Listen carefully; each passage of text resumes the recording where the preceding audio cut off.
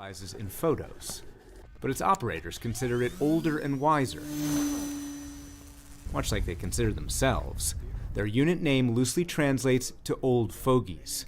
59-year-old Commander Igor was retired and volunteered the day of the invasion. At the start of the war, the Russians had more artillery and drones, but now this balance has changed, and I can feel it every day, and we're better. Vitaly, the pilot, is 51. He grew up in far western Ukraine, flying model airplanes. Ever since I was 6, my hobby was airplane modeling. So in 2015, when I was called up, I understood that I could contribute the most by becoming a drone pilot. They're far from a main road, but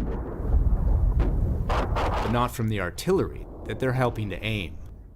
Each surveillance flight lasts about an hour. The only way to know what the drone has seen is by manually opening it and removing its memory card, which promptly goes into the van. We can't show the screen right now, but you're looking through photos that the drone has taken to reveal Russian locations. What can you do with those photos? It gives us information of quantity of military equipment, type of military equipment, and this gives us the ability to decide to target immediately with the help of artillery, or take additional actions. To send their images and guarantee communications, they rely on Starlink, owned by SpaceX CEO Elon Musk, despite SpaceX threats to cut them off. I think that Elon Musk is part of our crew, our team, so I don't think that he will block it, and we can constantly feel his support. Does the use of drones go both ways? Is it like